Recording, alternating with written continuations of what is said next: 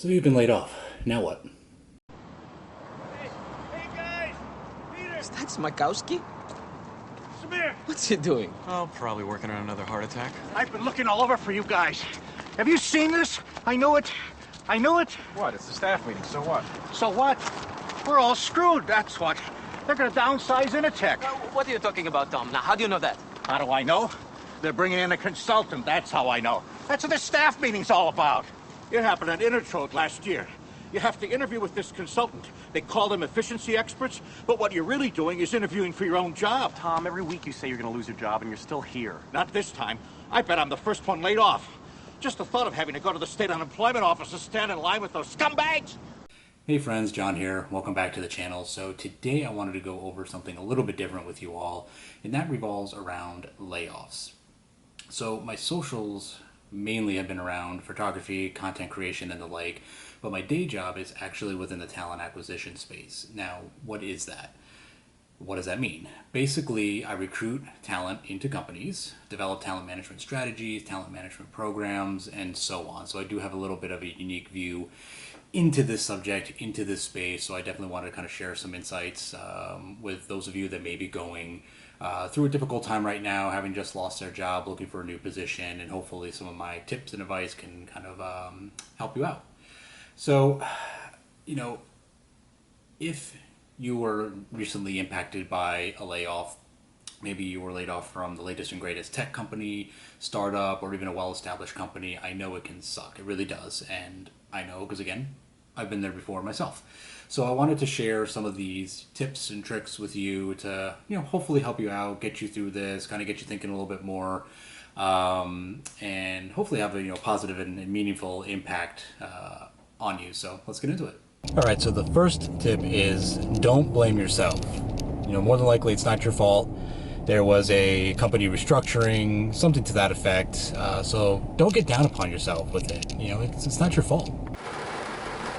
All right, and my second piece of advice, and sorry for the rain here, just decided to start pouring, is to take some time to yourself. The automatic thought is I need to jump online right away, start looking for jobs, spending 3 or 4, 5, 6 hours online, on LinkedIn, on Indeed, on the various job sites out there to find a new role. Don't do that. Take some time to yourself, no matter what your situation is. Spend some time with the family, get outdoors, work on that house project that you've been meaning to get started, start working on that side hustle that you've been meaning to get started. Really kind of take some time to yourself and decompress. After going through a layoff, there's a lot of emotions, there's a lot of angst, there's, quite frankly, a lot of anger depending, on the situation. So take some time to decompress, get yourself composed, take some time to just do some things for yourself, and then jump back in and start looking for a role. I know a lot of you out there will say, well, John, I got to get out there right away. There's a lot of other people getting laid off, especially today with all the thousands and thousands of people getting laid off from these different companies. I don't want to miss out. You're not going to miss out. There will be jobs out there. So just take some time to kind of decompress and also really think about what you want on your next adventure, so to speak. All right, now you took some time to yourself. This leads me to my third piece of advice here, is to get that resume dusted off before you start looking into finding a new role. So my advice to you on resume is to kind of steer clear of adding your photo to it, All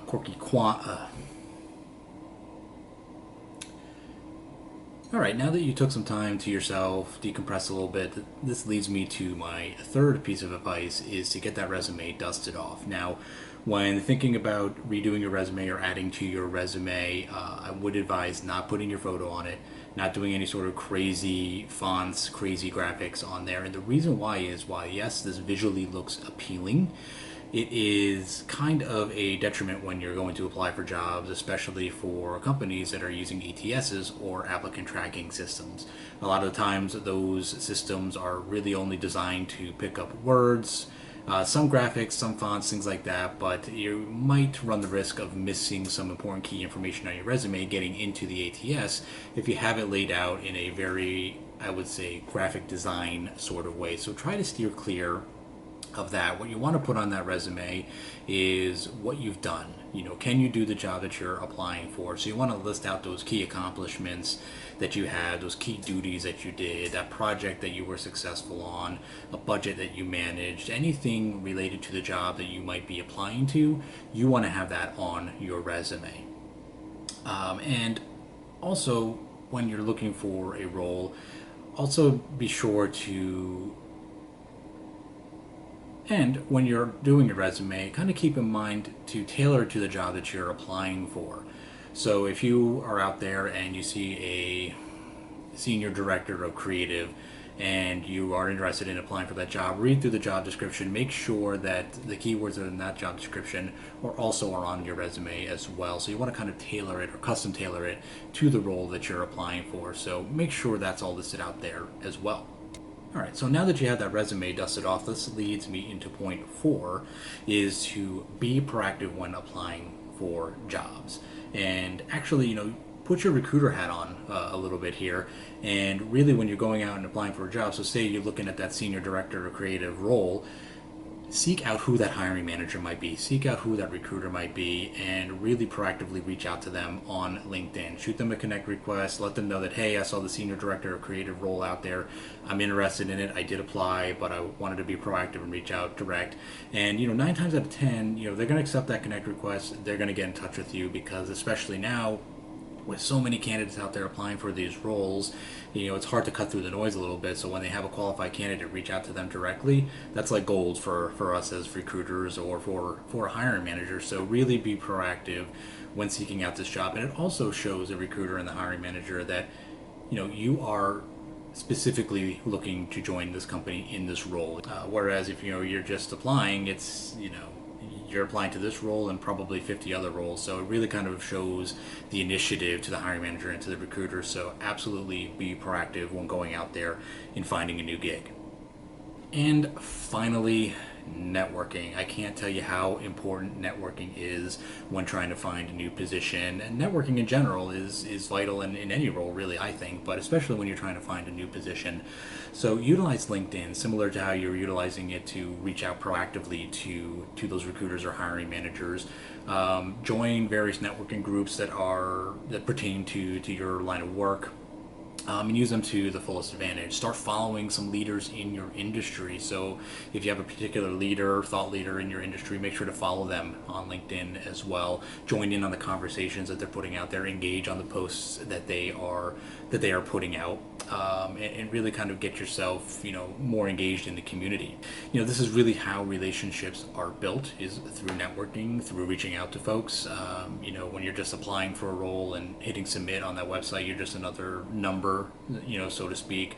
People want to see kind of the face behind that number, the face behind that resume, so to speak. So definitely, you know, utilize LinkedIn, utilize various networking groups.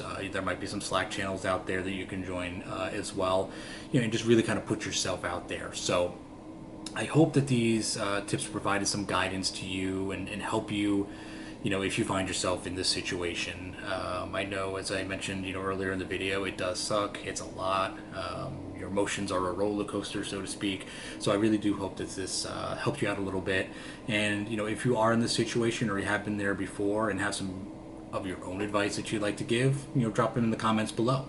And until next time, talk to you soon.